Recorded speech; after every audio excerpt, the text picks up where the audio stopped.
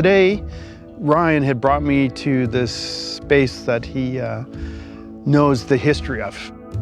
I'm the cultural tourism host for Sts'ailes Development Corporation. This has been one of my favorite spots. So when they asked me if I had any spots I would like to take Sean, this spot came to the top of my mind. I mean, right now as I walk through here, and maybe you can explain this to me, I know this is your land, but I obviously see a big longhouse going along here. Oh, that's amazing. There was a big longhouse right here on this spot. As soon as I kind of came into this location, I started to have clairvoyant or psychic visions about the people that were here before and how it would have looked. You're actually pointing at the fireplace. I feel like it's coming down here. There must have been another place or fireplace right here somewhere. Oh, yes, yeah. So they would have a fireplace or 2 or 3 fireplaces, and the places you're pointing is actually where the fireplaces were at. So there was a fireplace right here. But, and then over here. And then the other fireplace was right here. I mean, it feels like it's very old. Like I'd say the number that comes to my mind would be the year of 328. And we're 2023 now. So this particular site would date back probably about 17 or 1800 years. Yeah, you're totally right. Because we lived in pit houses, scummels they were called. Yeah. So they were actually dug in the ground and then like built over like a womb of a mother.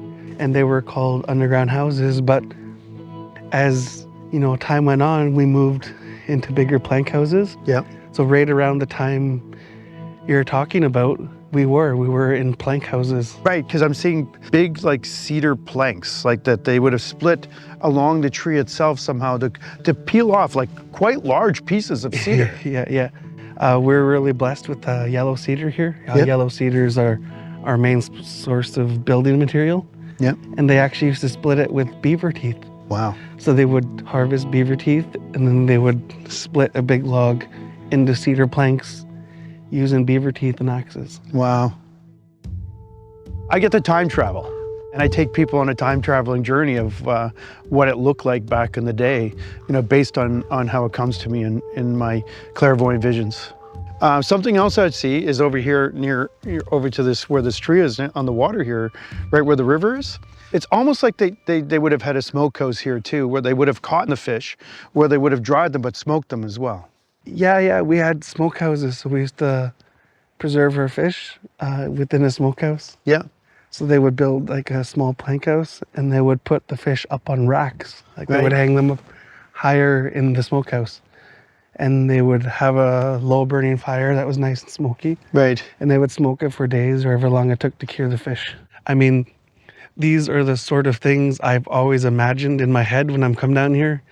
But to hear it from Sean and to hear that it was like that and it was that type of vibe.